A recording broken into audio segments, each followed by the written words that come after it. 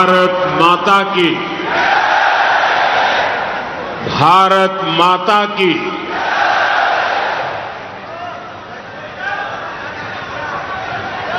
गुजरात के लोकप्रिय मुख्यमंत्री श्रीमान भूपेंद्र भाई पटेल, उपमुख्यमंत्री हर्ष सांघवी जी, केंद्रीय मंत्री और संस्थापक ट्रस्टी मनसुख भाई मांडविया, सरदार धाम के अध्यक्ष गगजी भाई सुतारिया जी, दुष्यंत भाई पटेल, पंकज भाई पटेल, राज्य भाजपा अध्यक्ष भाई जगदीश विश्वकर्मा, मंच पर उपस्थित गुजरात सरकार के सभी मंत्री, सभी दाताश्री, ट्रस्टी श्री, अन्य महानुभाव और गुजरात के कोने कोने से आए हुए मेरे प्यारे भाइयों और बहनों,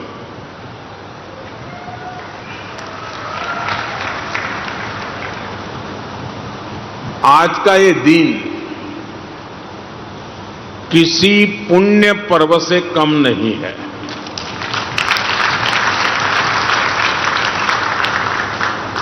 यहां आने से पहले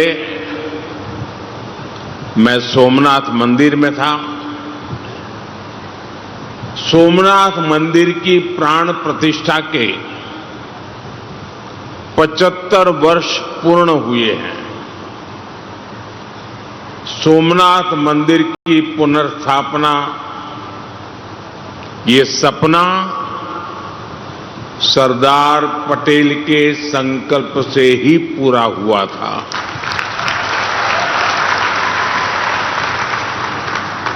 इस अवसर पर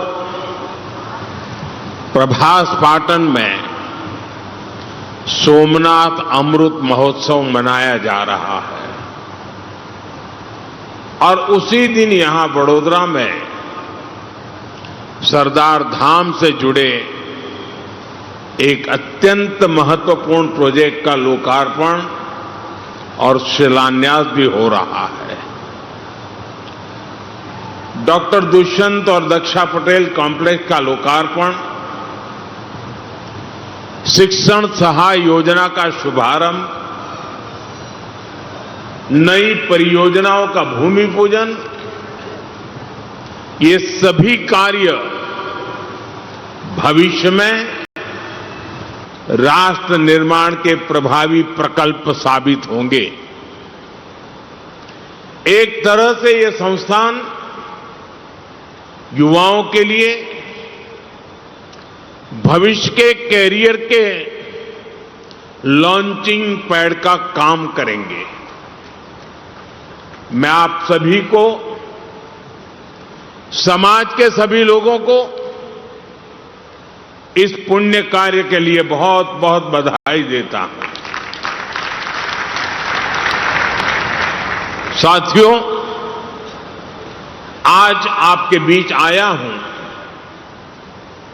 तो एक और बात की खुशी है। बंगाल,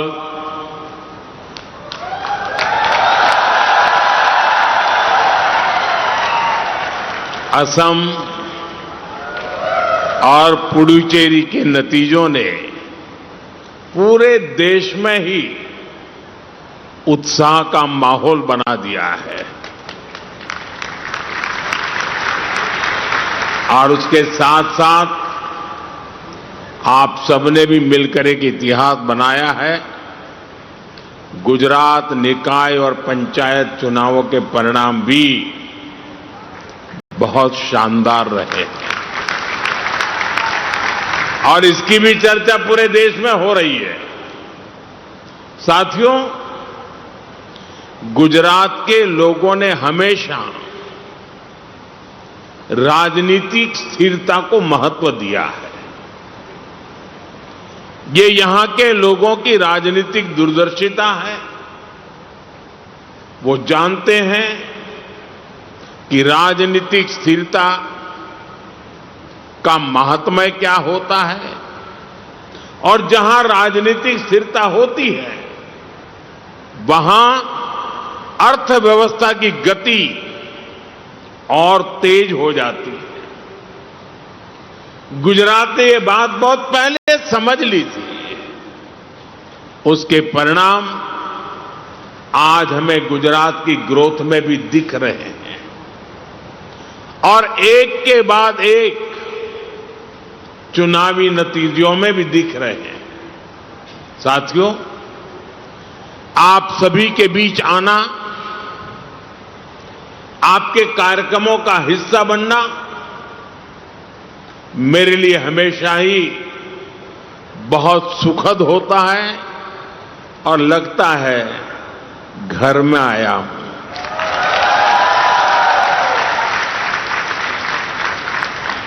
क्योंकि आपके बीच आकर समाज की शक्ति का एहसास होता है। हम सभी जानते हैं कि जब भी कहीं पर वास्तविक बदलाव होता है वो समाज की सामूहिक ताकत से ही होता है। खासकर जिन जिन समाजों ने शिक्षा को प्राथमिकता दी है, शिक्षा में समान भागीदारी को अपना लक्ष्य बनाया है, वो समाज हमेशा आगे बढ़े हैं। उन्होंने नई ऊंचाइयों को छुआ है। इसलिए भाइयों बहनों, सरदार धाम के हर प्रयास में जब भी मुझे मौका मिलता है मैं हमेशा आपके साथ खड़े होने का प्रयास करता हूं। अभी गगजी भाई बड़े विस्तार से बता रहे थे, साल 2021 में मैं सरदार धाम अहमदाबाद के कार्यक्रम में आया था। तब गर्ल्स हॉस्टल का भूमि पूजन हुआ था। पिछले वर्ष उसका लोकार्पण भी हो गया। आज वहां हजारों बेटियां शिक्षा प्राप्त कर रही हैं, अपने सपनों को नई दिशा दे रही है। सूरत, राजकोट, भूज, महसाना और दिल्ली, सरदार धाम के ऐसे कई संस्थान युवाओं का भविष्य गढ़ने में जुटे हैं। आज भी अहमदाबाद के निकोल में 1000 बेटियों के लिए नए छात्रावास का भूमि पूजन हुआ है। साथियों, बदलाव व्यापक हो और परिणाम स्थायी हो, इसके लिए समाज और सरकार को मिलकर काम करना आवश्यक होता है। इसीलिए आज शिक्षा के क्षेत्र में जमीनी हकीकतों के आधार पर काम हो रहा है। राष्ट्रीय शिक्षा नीति इसका बहुत बड़ा उदाहरण है। आज युवाओं की राह से रोड़े हटाए जा रहे हैं। भाषा के आधार पर होने वाला भेदभाव खत्म हो रहा है। आज जोर केवल किताबों और डिग्रियों पर नहीं है, स्किल डेवलपमेंट और इनोवेशन को पढ़ाई का हिस्सा बनाया गया है। रिसर्च में रुचि रखने वाले युवाओं को उसके लिए माहौल मिल रहा है। हमारे युवा डिग्री पूरी करके अनुभव न होने के कारण भटके न, इसके लिए अप्रेंटिसशिप के मौके उन्हें दिए जा रहे हैं। आप सोच सकते हैं आने वाले समय में देश को इतना बड़ा स्किल्ड वर्कफोर्स मिलेगा, इसका सबसे बड़ा लाभ देश के मैन्युफैक्चरिंग सेक्टर को होगा। साथियों, हमारे गुजरात के युवाओं में उद्यम की स्वाभाविक शक्ति होती है। आज स्टार्टअप इंडिया मिशन इन युवाओं के सपने साकार कर रहा है। छोटे शहरों के युवा भी उद्यमी बन रहे हैं। छोटे शहरों से बड़े बड़े स्टार्टअप सामने आ रहे हैं। स्टार्टअप्स में महिलाओं की भागीदारी भी लगातार बढ़ रही है। पहले जिन सेक्टर्स को रिस्की माना जाता था, वो अब युवाओं की पहली पसंद बन रहे हैं। पिछले 10-12 वर्षों में स्पोर्ट्स से लेकर स्पेस टेक्नोलॉजी तक देश की कामयाबी इसका सबसे बड़ा सबूत है और इसका बहुत बड़ा लाभ गुजरात के हमारे बेटे बेटियों को भी हो रहा है। साथियों, समाज में प्रगति का सबसे बड़ा आधार होता है उसकी आधी आबादी की भागीदारी। गुजरात ने इसे 2 दशक पहले ही समझ लिया था और इस दिशा में मजबूती से कदम भी उठाए। साथियों, आज गुजरात मॉडल की वही सफलता देश में दोहराई जा रही है।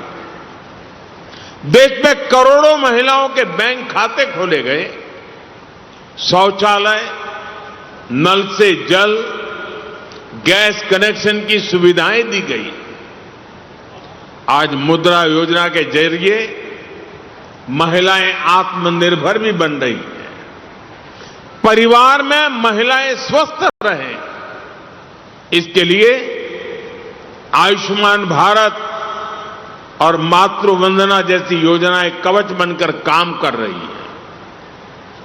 साथियों, पहले कितने ही क्षेत्रों में बेटियों के लिए दरवाजे ही बंद होते थे। आज उन्हीं सेक्टर्स में बेटियां लीडरशिप रोल में सामने आ रही है। आज नेशनल डिफेंस एकेडमी में महिला कैडेट्स ट्रेनिंग ले रही है। हमारी बेटियां फाइटर पायलट बन रही है। राजनीति में भी महिलाओं की भागीदारी बढ़ाने के लिए लगातार प्रयास हो रहा है। नारी शक्ति वंदन संशोधन के जरिए हमने इसके लिए एक और प्रयास किया था।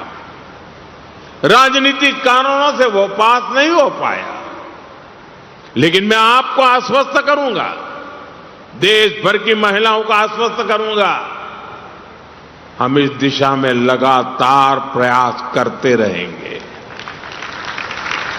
साथियों, महिलाओं के लिए सभी क्षेत्रों में संभावनाओं के द्वार खुले। ये केवल सरकारी नहीं, बल्कि समाज की भी जिम्मेदारी है। और मुझे खुशी है, सरदार धाम ये दायित्व पूरी निष्ठा से उठा रहा है। मैं इन प्रयासों के लिए विशेष रूप से आप सबका बहुत बहुत अभिनंदन करता हूं, आप सबका बहुत बहुत धन्यवाद करता हूं। साथियों, गुजरात की एक बहुत बड़ी विशेषता रही है, यहां समाज हमेशा समय की दिशा को जल्दी पहचानता है। परिवर्तन को अवसर में बदलना,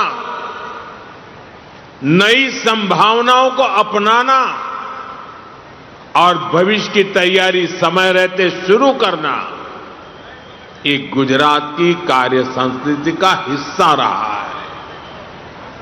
आज जब दुनिया फ्यूचर टेक्नोलॉजी की ओर बढ़ रही है, तब गुजरात भी नई गति के साथ आगे बढ़ रहा है। Semiconductor manufacturing, aerospace, advance engineering, green energy, financial services, हर क्षेत्र में गुजरात अपनी नई पहचान बना रहा है। साणंद में मेड इन इंडिया सेमीकंडक्टर्स बन रहे हैं। केन सेमीकंडक्टर प्लांट में भी प्रोडक्शन शुरू हो चुका है। धौलेरा और सूरत में भी नए सेमीकंडक्टर प्रोजेक्ट्स आगे बढ़ रहे हैं। साथियों, हमारा भारत, हमारा गुजरात ग्लोबल सप्लाई चेन का बड़ा केंद्र बने, हम इस दिशा में लगातार काम कर रहे हैं। आने वाले समय में वडोदरा की भी इसमें महत्वपूर्ण भूमिका होगी। आज यहां बने मेट्रो कोचेज दूसरे देशों तक एक्सपोर्ट हो रहे हैं। सावली में आधुनिक रेल सिस्टम का कोचेज का निर्माण हो रहा है। इंजीनियरिंग, हैवी मशीनरी, केमिकल्स और फार्मा, पावर इक्विपमेंट और एमएसएमई, ऐसे कई सेक्टर्स में आज वडोदरा मैन्युफैक्चरिंग का मजबूत केंद्र बन चुका है। यहां की गति शक्ति यूनिवर्सिटी ट्रांसपोर्ट और लॉजिस्टिक की फील्ड में प्रोफेशनल्स तैयार कर रही है। अब एरोस्पेस सेक्टर में भी वडोदरा नई पहचान बनाने जा रहा है। यहां एयरक्राफ्ट मैन्युफैक्चरिंग प्रोजेक्ट तेजी से आगे बढ़ रहा है। साथियों, गुजरात और देश में विकास के प्रयासों के बीच एक और विषय संवेदनशील होता जा रहा है। पिछले कुछ वर्षों में दुनिया लगातार अस्थिर परिस्थितियों से गुजर रही है। पहले कोरोना का संकट, फिर वैश्विक आर्थिक चुनौतियां और अब पश्चिम एशिया में बढ़ता तनाव। इन सारी परिस्थितियों का असर लगातार पूरी दुनिया पर पड़ रहा है और भारत भी इससे अछूता नहीं है। अगर कोरोना महामारी इस सदी का सबसे बड़ा संकट थी, तो पश्चिम एशिया में युद्ध से बनी परिस्थितियां इस दशक के बड़े संकटों में से एक है। जब हमने मिलकर कोरोना का मुकाबला कर लिया, तो इस संकट से भी अवश्य पार पा जाएंगे। सरकार भी लगातार ये प्रयास कर रही है कि देश के लोगों, देश के सामान्य नागरिक पर इन सारी विपरीत परिस्थितियों का कम से कम असर हो। लेकिन ऐसे समय में देश को जन भागीदारी की शक्ति की बहुत बड़ी आवश्यकता है। हमें भारत के नागरिक के तौर पर अपने कर्तव्य को प्राथमिकता देनी होगी। इससे पहले के दशकों में भी जब जब देश युद्ध या किसी और अन्य बड़े संकट से गुजरा है, सरकार की अपील और उस अपील पर हर नागरिक ने ऐसे ही अपना दायित्व निभाया है। आज भी जरूरत है कि हम सब मिलकर अपना दायित्व निभाएं, देश के संसाधनों पर पड़ने वाले बोझ को कम करें। आप भी जानते हैं कि भारत कितने ही उत्पादों को मंगाने के लिए लाखों करोड़ रुपए की विदेशी मुद्रा खर्च करता है।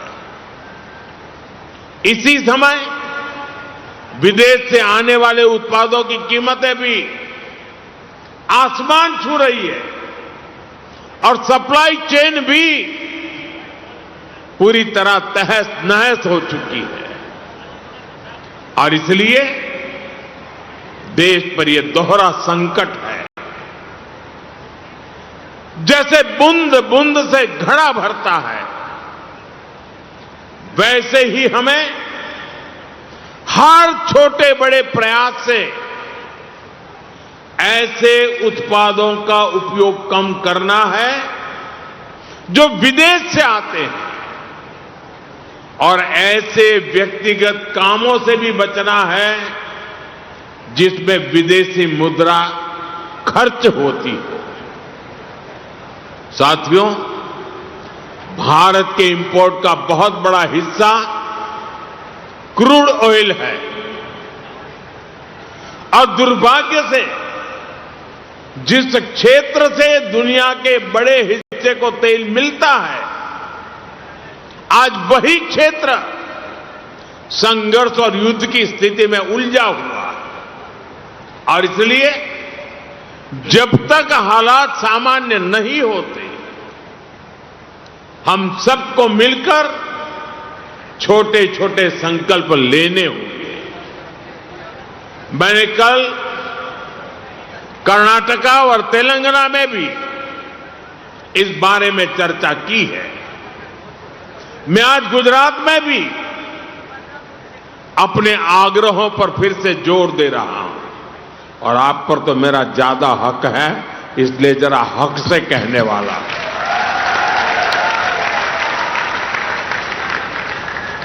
मेरी देश के हर नागरिक से अपील है, जहां संभव हो पेट्रोल डीजल का उपयोग कम करें। मेट्रो का उपयोग करें, इलेक्ट्रिक बस और पब्लिक ट्रांसपोर्ट का अधिक इस्तेमाल करें, कार पुलिंग को बढ़ावा दें। जिनके पास कार है वे एक गाड़ी में ज्यादा लोगों को साथ लेकर चलें। जिनके पास ईवी है वे भी दूसरों की मदद के लिए आगे आए। साथियों, डिजिटल टेक्नोलॉजी ने अब इतना कुछ आसान बना दिया है, टेक्नोलॉजी की मदद भी हमारे लिए बहुत फायदेमंद होगी। ये जरूरी है कि सरकारी और प्राइवेट दोनों ही दफ्तरों में वर्चुअल मीटिंग्स और वर्क फ्रॉम होम को प्राथमिकता दी जाए। मैं कुछ स्कूलों से भी आग्रह करूंगा कि कुछ समय के लिए ऑनलाइन क्लासेज की व्यवस्था पर काम करें। साथियों, सिर्फ ईंधन ही नहीं, खाने के तेल पर भी देश की बड़ी विदेशी मुद्रा खर्च होती है। अगर हम थोड़ा संयम बरतें, तेल की खपत कम करें, खाने के तेल की, तो इससे देश और हमारी सेहत दोनों को लाभ होगा। और सूरत वालों को मैं खास कहता हूं,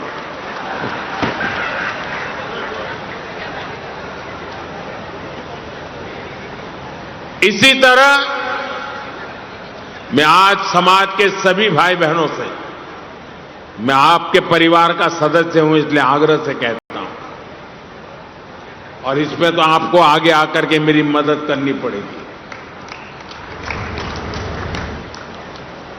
सोने की आयात पर भी देश का बहुत बड़ा पैसा विदेश जाता है।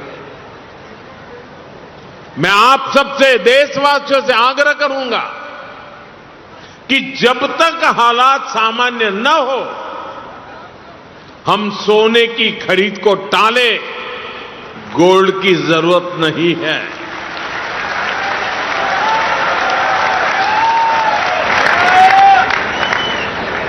साथियों, आज समय की मांग है कि हम वोकल फॉर लोकल को एक जन आंदोलन बनाएं। विदेशी सामान की जगह लोकल उत्पादों को अपनाएं। अपने गांव, अपने शहर, अपने देश के उद्यमियों को हम ताकत दें। यहां लोग बैठे हैं, बहुत अच्छी चीजें बनाते हैं, श्रेष्ठ चीजों का उत्पादन करते हैं। साथियों, हमारे में से ज्यादातर खेती के कारोबार की दुनिया से पैदा होकर के यहां आए हैं। खेती में स्वदेशी खाद को बढ़ावा मिले, नेचुरल फार्मिंग को बढ़ावा मिले, डीजल पंप की जगह सोलर पंप्स का उपयोग बढ़े। और हम तो किसान के बेटे हैं, किसान की बेटियां हैं। हमें अपना खेत सबसे पहले बचाना है, हमें अपनी धरती मां को बचाना है।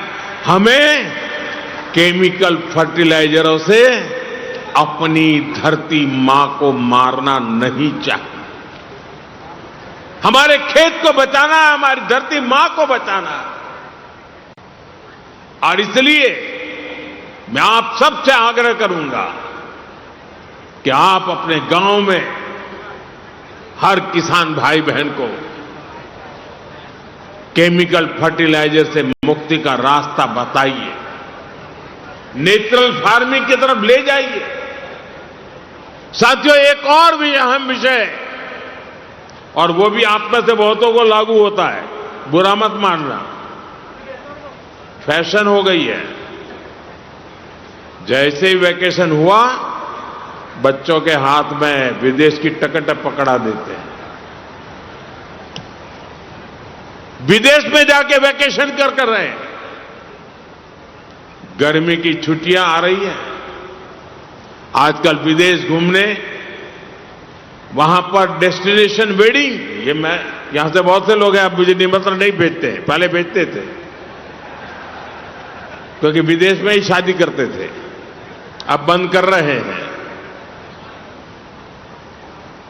ये विदेश में वेडिंग, इनका फैशन खूब बढ़ रहा है। और लेकिन इस पर भी बहुत विदेशी मुद्रा खर्च होती है। साथियों, आप सोचिए, क्या भारत में ऐसी जगह नहीं है जो हम अपनी वैकेशन वहां मनाएं, हमारे बच्चों को हमारा इतिहास पढ़ाएं,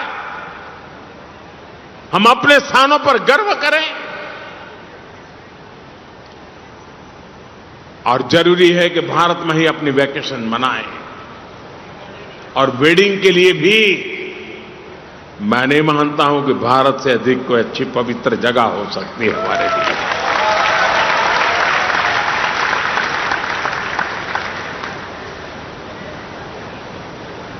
जब यहां वेडिंग करते हैं ना, तो हमारे पूर्वजों की मिट्टी भी हमें आशीर्वाद देती है। और वेडिंग के लिए भी भारत के ही अनेक स्थान है, उसको हम चुने।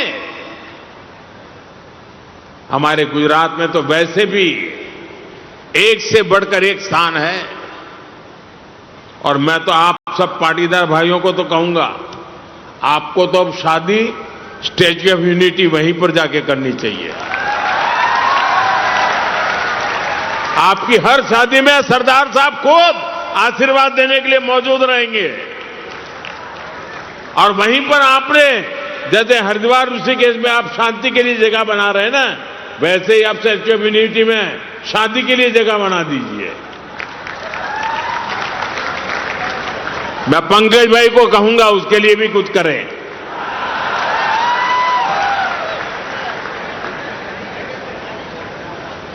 जैसे हाल के वर्षों में सरदार साहब के स्टैच्यू ऑफ यूनिटी, हमारा एकता नगर पर्यटन का इतना बड़ा केंद्र बनकर उभरा है कि हम ये तय कर सकते हैं, हम ज्यादा से ज्यादा लोगों को स्टैच्यू ऑफ यूनिटी पर लेकर के जाएं।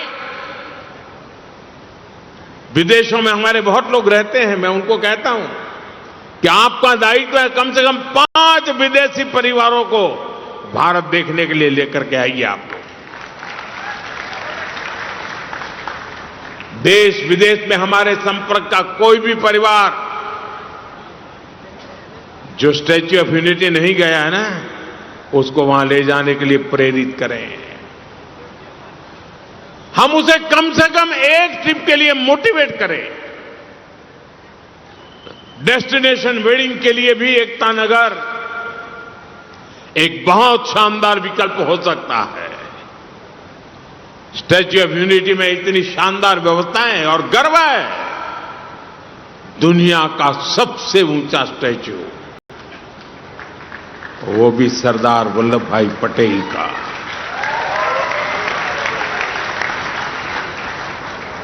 इस देश का कोई नागरिक ऐसा नहीं हो सकता है कि जिसको इसके लिए गर्व न हो दोस्तों। और मैं आपसे आग्रह करता हूं, आप सभी इसका फायदा उठाइए, इसका लाभ उठाइए। साथियों, ये मैंने छोटे छोटे प्रयास आपको, कोई मुश्किल काम नहीं बताया आपको,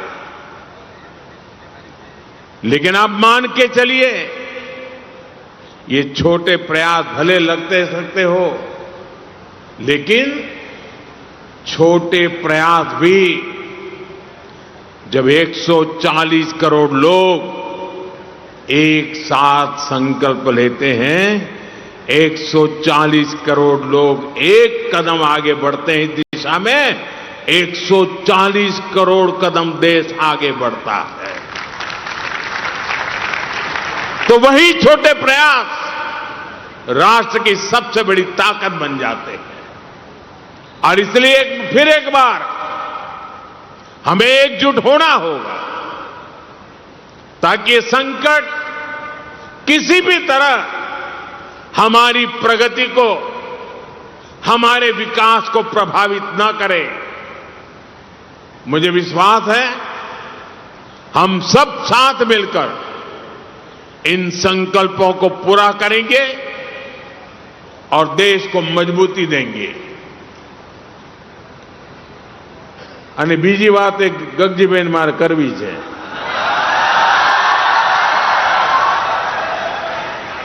આપે મને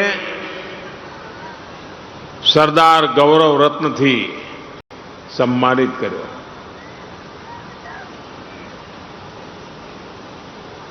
જે એવોર્ડ સાથે સરદાર સાહેબનું નામ જોડાયું હોય ને, ત્યારે જવાબદારી ઘણી વધી જતી હોય છે।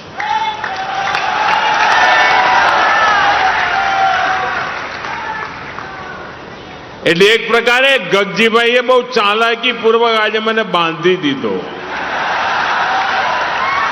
કે આગા પાછા ના થતા।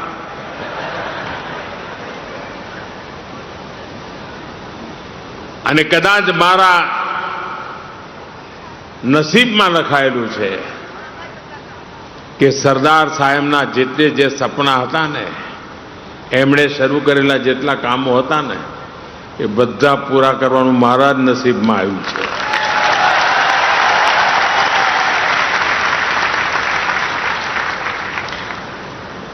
અને આજે જ્યારે આપે આ સન્માન, આ એવોર્ડ આપ્યો છે, હું આપને વિશ્વાસ આપું છું કે સરદાર સાહેબના સપના પૂરા કરવામાં આપ સૌના આશીર્વાદથી મને જે કંઈ શક્તિ મળી છે, સંસ્કાર મળ્યા છે, ગુજરાતની માટીએ મને જે શીખવાડ્યું છે, એના ભરોસે હું કહું છું કે સપના પૂરા કરવા માટે મહેનતમાં હું કચાશ નહીં રાખું.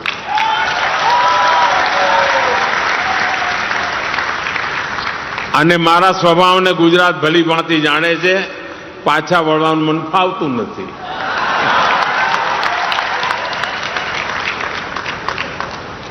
પરંતુ આપે સન્માન કર્યું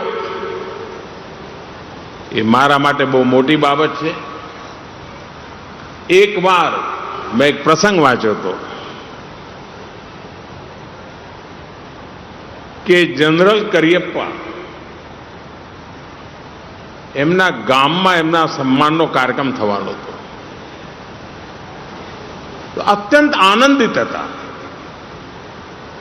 તો લોકોએ પૂછ્યું, એમણે કહ્યું, ભાઈ હું દુનિયાભરમાં જાઉં છું, આખી દુનિયાના બધા અમારા સૈન્યના રીતા રિવાજો પ્રમાણે લોકો મને સેલ્યુટ કરતા હોય છે, ખૂબ માન સન્માન મળતું હોય છે, દુનિયામાં જે મળે મળે, પણ જ્યારે ઘરમાં મળે ને ત્યારે એનો આનંદ અલગ હોય છે.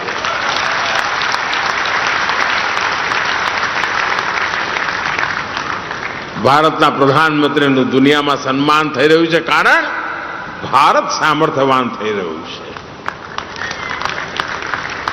અને આજે જ્યારે ઘરના દીકરાને ઘરના લોકો જ્યારે આશીર્વાદ આપે ને ત્યારે કામ કરવાની શક્તિ ઘણી વધી જતી હોય છે.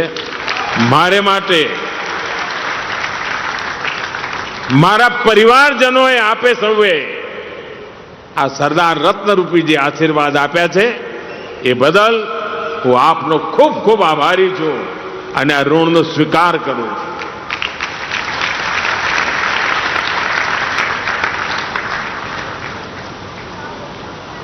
ફરી એકવાર આપ સૌને જે સંકલ્પ લઈને તમે ચાલ્યા છો, જે સપના તમે લઈને ચાલ્યા છો, એના માટે ઈશ્વર તમને ખૂબ શક્તિ આપે.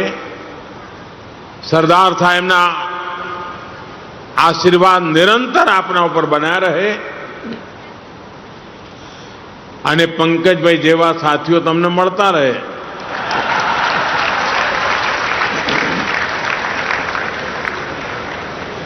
અહીંયા અમે ત્રણ એવા લોકો બેઠા છીએ કે જેનો વિશેષ નાતો છે.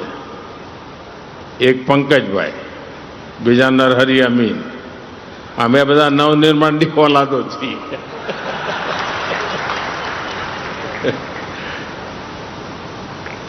તો મને આનંદ થયો કે આજે પંકજભાઈએ પણ એક મોટી જવાબદારી લીધી છે.